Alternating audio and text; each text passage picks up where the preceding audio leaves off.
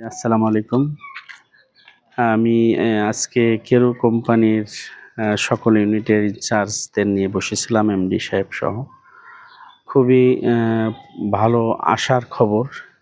কেরু কোম্পানিকে সাজানোর জন্য ওনারা অলরেডি অনেক পরিকল্পনা নিয়েছে।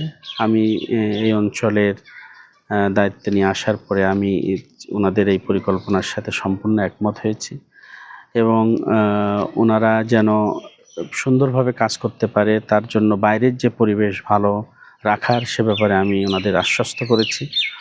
আমরা এই কেরু কোম্পানি আমাদের সবার এই কেরু কোম্পানিকে কীভাবে এগিয়ে নিয়ে যাওয়া যায় সে ব্যাপারে আমরা দীর্ঘ পর্যালোচনা করেছি।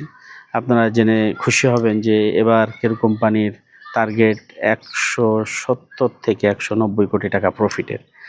এই লক্ষ্যমাত্রা অর্জিত হলে আমি বিশ্বাস করি যে আমরা কাঙ্ক্ষিত মঞ্জিলে পৌঁছাবো। কেরু কোম্পানি জৈব সার থেকে অনেক প্রফিট করে।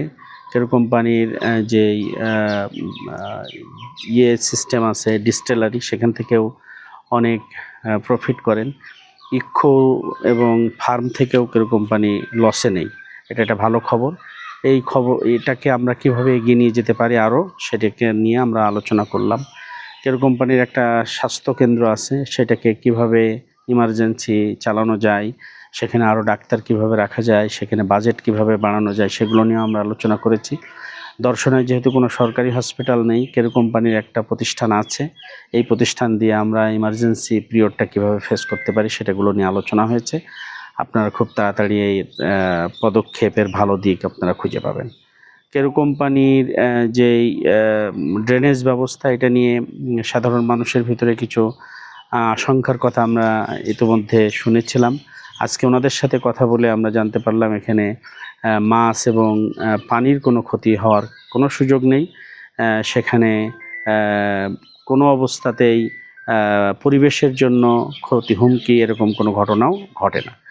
কেরু কোম্পানির যেই বয়লার দিয়ে ছাই ওঠে, আগের যে বয়লারগুলো সেগুলো গোড়া ছাই উঠতো, শব্দ হতো, কালো ধোঁয়া পড়তো, সেগুলো এবার থেকে আর হচ্ছে না। এটা একটা ভালো খবর। এগুলো অনেক অংশে কমে গেছে। এগুলো নিয়ে আমরা ভবিষ্যতে আরও কি কাজ করা যায় সেগুলো আমরা দেখতে চাই। আমরা ভবিষ্যতের জন্য কিছু পরিকল্পনা করেছি। সেই পরিকল্পনাগুলো আপনারা একে একে জানতে পারবেন। আপনারা দোয়া করবেন।